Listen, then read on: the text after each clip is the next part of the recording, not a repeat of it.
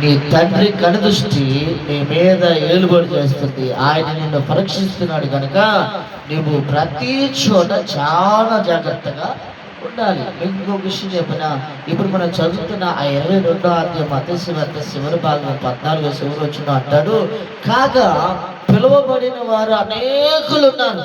చెప్పాలి, పిలువబడిన వారు అనేకులు ఉన్నారు. దాన్ని లెక్క పెట్టడానికి కూడా లేదు. ఎవరు వాళ్ళు? పిలువబడ్డవారు ఎవరు? సువార్థికులు అని చెప్పొచ్చు. పిలువబడ్డవారు ఎవరు? విశ్వాసులు అని చెప్పొచ్చు. మరి వారిలో రెండో భాగం చెప్తున్నాడు, ఏర్పరచబడ్డవారు కొందరే. చెప్పాలి, ఏర్పరచబడ్డవారు కొందరే. భ్రష్టత్వంలో ఉండి, భయంకరమైన పాపంలో ఉండి, భయంకరమైన శాపంలో ఉండి, వాళ్ళ బ్రతుకుని మార్చుకుని, వాళ్ళ జీవితాన్ని మార్చుకొని, దేవుని కోసం, దేవుని పక్షం కోసం సమస్తాన్ని వదిలిపెట్టి నిలబడి ఈరోజు సేవ చేసే స్త్రీలు చాలా మంది ఉన్నారు, పురుషులు చాలా మంది ఉన్నారు. సమస్తాన్ని కోల్పోయి, ఆస్తులన్నీ పోయినా కానీ, ఏమంటే ఆరోగ్యమంతా క్షీణించినా కానీ, అవమానాలు, నిందలు అన్నిటిని భరిస్తూ ఈరోజు దేవుని కోసం నిలబడ్డ వాళ్ళు చాలా మంది ఈరోజు పోరాడుతూనే ఉన్నారు. ఇంకా దేవుని స్తోత్రం. అయితే అటు వారికి మనం కూడా సపోర్ట్ అవ్వాలని దేవుని వాక్యము తెలియజేస్తుంది. కాబట్టి పిలువబడ్డ వారు చాలా మంది ఉన్నారు, వాళ్ళతో మనకు పని లేదు. ఎందుకంటే వాళ్ళు వస్తారు, చెప్తారు, వెళ్ళిపోతారు. కానీ కొందరు మాత్రమే ఏర్పరచబడ్డవారు. ఆ ఏర్పరచబడ్డ గుంపులో ఈరోజు నీవు నేను మనమందరం నిలబడతాము గాక. ఆమేన్, హల్లెలూయా. కాబట్టి దయచేసి మనం ఏర్పరచబడిన గుంపులోకి మాత్రమే రావాలి. పిలువబడ్డ గుంపులోకి మనం వెళ్ళకూడదు. చెప్పాలి, పిలువబడ్డ గుంపులోకి వెళ్తే నిలబడతాము, పడిపోతాము, మనకే తెలియదు. ఏర్పాటులోకి మనము వచ్చినప్పుడు ఖచ్చితంగా మనం నిలబడే అవకాశము ఉంది. దేవుడే మనల్ని నిలబెట్టి ముందుకి తీసుకెళ్తాడు. కాబట్టి దయచేసి మనం ఒక ప్రత్యేకమైన ఏర్పాటు నీకు నాకు మనందరికి ఉండాలని దేవుని వాక్యం స్పష్టంగా రాయబడి ఉంది. దేవుని స్తోత్రం, హల్లెలూయా. చూడండి, దేవుని వాక్యాన్ని మరలా మనం కొన్ని విషయాన్ని పరీక్షించినప్పుడు చూద్దాం ఒకసారి.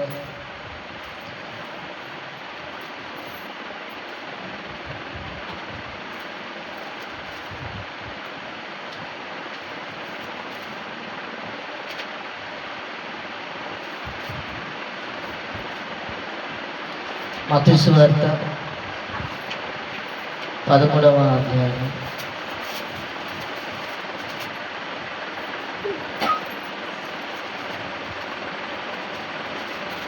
మత్తయి వార్త 13వ అధ్యాయము 14వ వచనాన్ని మనం ఒకసారి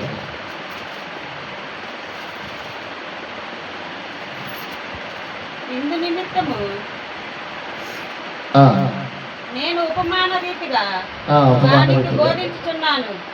ఈ ప్రజలు కన్నులారా చూచి, చెవులారా విని హృదయముతో గ్రహించి మనస్సు తిప్పుకొని నా వలన స్వస్థత పొందకున్నట్లు వారి హృదయము క్రొవ్వినది, వారి చెవులు వినుటకు మందములవై వారి తమ కన్నులు మూసుకొని ఉన్నారు కనుక విందురు గాని గ్రహింపరు, చూచు మట్టుకు చూతురు గాని ఎంత మాత్రమును తెలుసుకొనరు అని యెషయా చెప్పిన ప్రవచనము వీరి విషయమై నెరవేరును. చెప్పాలి, ఏమంటుందంట? నెరవేర్చబడుతున్నది. అసలు యెషయా ఎందుకు వచ్చాడు ఇక్కడికి నాకు అర్థం కాలేదు. మత్తయి సువార్తకి యెషయాకి సంబంధం ఏంటి? మత్తయి రాసిందేమో మనం చూసినట్లయితే మత్తయి గారు రాశారు. యెషయా ఎందుకు ఇందులోకి ప్రవేశించాడు అంటే మత్తయి సువార్తకి యెషయా గ్రంథానికి చాలా దగ్గర సంబంధం ఉంది. ఎందుకంటే మత్తయి సువార్తలో జరిగిన సందర్భాలన్నీ యెషయా ప్రవచనం మాత్రమే ఉంది. యెషయా ప్రవచనం ఎక్కువగా చెప్పబడింది. అందుకని యెషయా గ్రంథం 6వ అధ్యాయము 9-10 వచనాల్లో ఈ మాటలు రాయబడ్డాయి. చూడండి ఒకసారి. యెషయా గ్రంథము 6వ అధ్యాయము 9-10 వచనం. ఆయన నీవు పోయి ఉమ్. ఈ జనులతో ఇట్లనుము, ఈ జనులతో ఇట్టారు మీరు నిత్యము ఆ. వినుచుందురు గాని వినిచుందరు గాని గ్రహింపుకుందరు, గ్రహింపుకుందరు నిత్యము నిత్యము చూచుచుందురు గాని చూచుచుందరు గాని తెలుసుకొందురు. తెలుసుకున్నారు వారు కన్నులతో చూచి ఆ. చెవులతో విని విని హృదయముతో గ్రహించి ఆ. మనసు మార్చుకుని ఆ. స్వస్థత పొందకపోవునట్లు ఆ. ఈ జనులు ఈ జనులు హృదయము క్రొవ్వు చేసి ఆ.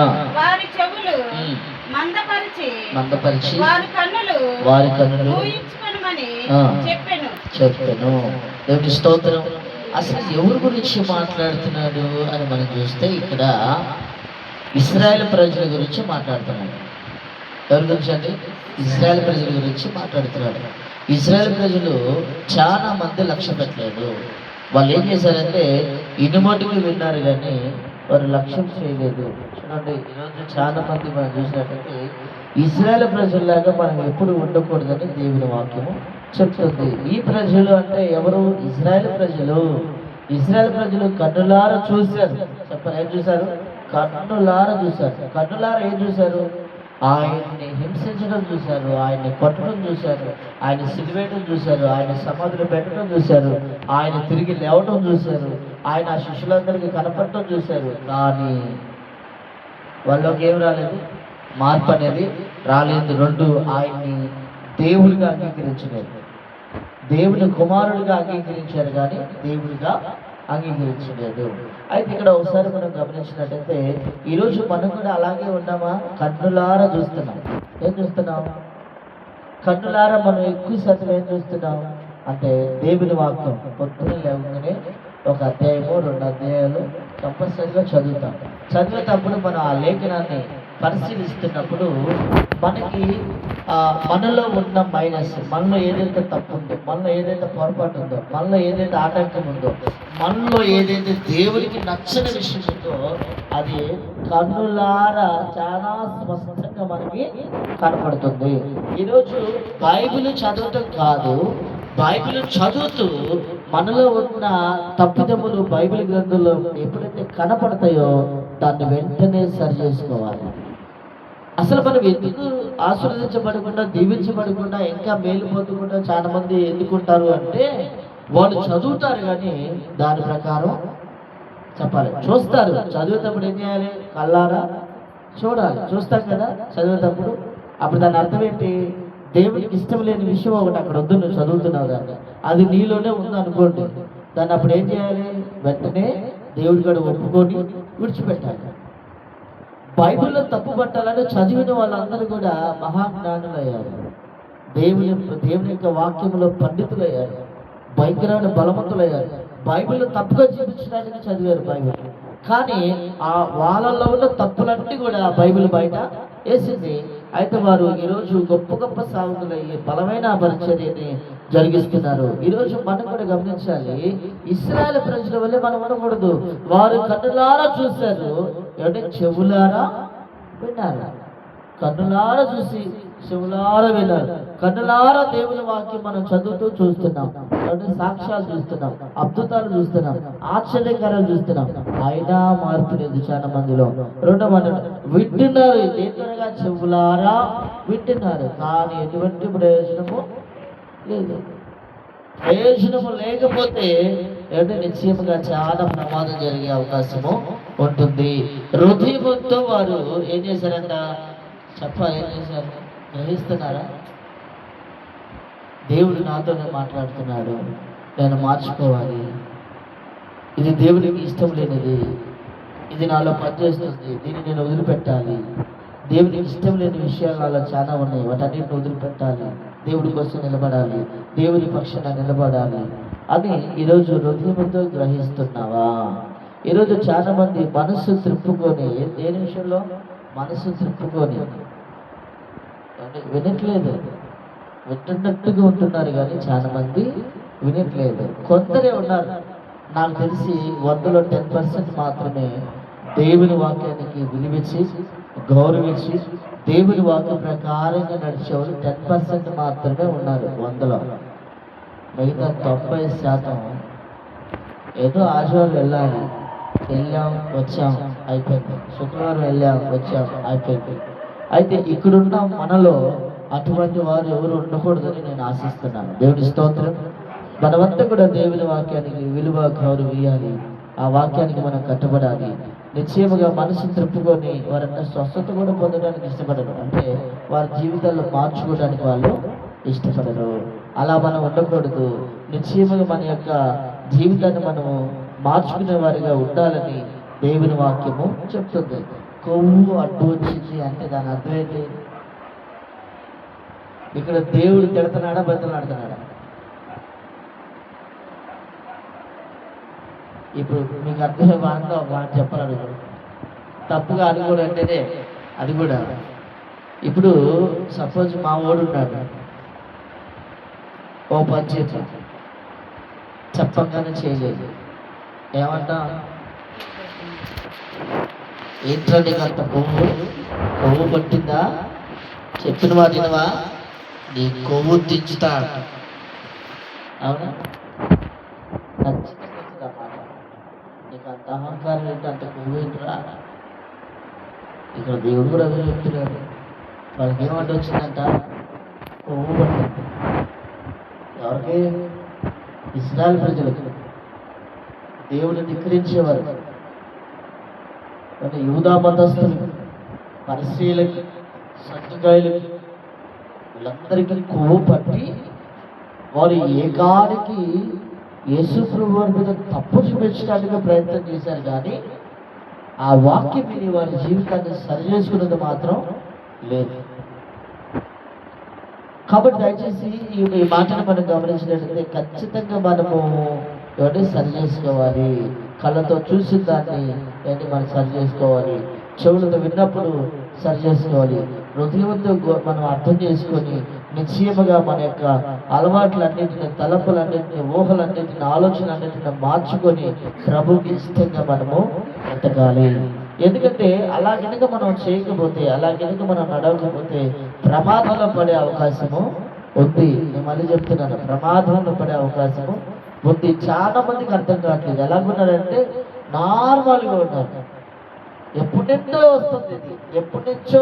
మేము చాలా మందిని చూసాం సాగులు ఇదే మాట చెప్తున్నారు. దేవుడు వస్తున్నాడు, దేవుడు వస్తున్నాడు, దేవుడు రాకుండా వస్తుంది, ఇదే చెప్తున్నారు. మేము చాలా మందిని చూసాం. అని నార్మల్గా వెళ్ళిపోతున్నారు, చాలా సాదాసీదంగా వెళ్ళిపోతున్నారు, ఆచారంగా అలవాటుగా వెళ్ళిపోతా ఉన్నారు. నేను చెప్తున్నాను, ఈ రాత్రే దేవుడి వినిగా ఒక్కసారిగా వస్తే, లేదు ఈ రాత్రి నిన్ను పిలిస్తే, ఆయన రావడం సంగతి తీసి పక్కన పెట్టండి. నిన్ను పిలిస్తే ఈ రాత్రి అదేదా తిమోతి రాను ఆయన అన్నాడు అనుకో, కాదులే ప్రభువా, కాస్త ఆగు ప్రభువా, ఇంకా నేను చెప్పాల్సి ఉంది, ఇంకా బోధించాల్సి ఉంది, కొద్దిగా ఆగు ప్రభు అంటే, అరే నాయన నీ వెనక బోధించోళ్ళు చాలా మంది ఉన్నారు, నీ టైం అయిపోయింది నాన్న, నువ్వు రా పిలిచాడు అనుకో, ఏం చేయాలి? ఆపడానికి ఉండదా? చావుకి వయస్సు భేదం ఉందా? అప్పుడు మరి ఎంత జాగ్రత్తగా ఉండాలి మరి కదా? చావు మరణానికి వయసు భేదం లేదు. ఎప్పుడు పిలుస్తాడు, ఎప్పుడు రమ్మంటాడు, ఏ గడియలు రమ్మంటాడో, ఉదయం మధ్యాహ్నం సాయంత్రం పడుకున్నప్పుడు, లేచినప్పుడు, నడుస్తూ చనిపోయిన వాళ్ళు ఉన్నారు, పడుకొని అంతే చనిపోయిన వాళ్ళు ఉన్నారు, మాట్లాడుతూ అంతే చనిపోయిన వాళ్ళు ఉన్నారు, ఏమంటే డ్యాన్స్ చేస్తూ చనిపోయిన వాళ్ళు ఉన్నారు. లేదా భయంకరంగా ఇవన్నీ మన కళ్ళ ముందు సాక్ష్యం. ఒకరు చనిపోయేవారు తిరిగి వారి శరీరాన్ని మట్టికి దేవుడు మారుస్తున్నట్టే మనకి సాక్ష్యం వాళ్ళు. అర్థమవుతుందా? మన పూర్వీకులు, తల్లిదండ్రులు కానీ, అన్నదమ్ములు కానీ, అక్కచెల్లెలు కానీ, మనకంటే ముందుగా పోయిన వాళ్ళు మనకు వాళ్ళు సాక్ష్యంగా ఉన్నారు. రే బాబు, రేపు నువ్వు కూడా నా ఇలాగే రావాలరా నాయన. ఈ లోకంలో ఉన్నదంతా చెప్పలేనిది మాయా, ఏమీ లేదు లోకంలో. ఉందని అనుకుంటున్నారు కానీ, ఉందని చాలా మంది ఎదగడానికి ప్రయత్నం చేస్తున్నారు కానీ లోకంలో ఏమీ లేదు. ఉన్నదంతా మాయే, ఉన్నదంతా రంగుల్లోకి మాయ. ఖచ్చితంగా మోసపోతాం. నేను మళ్ళీ చెప్తున్నాను, లోకం వైపు వయసు ఉందని అనుకుంటే ఖచ్చితంగా మనం మోసపోయే అవకాశము ఉంది. చూద్దాం ఒకసారి సామెతల గ్రంథం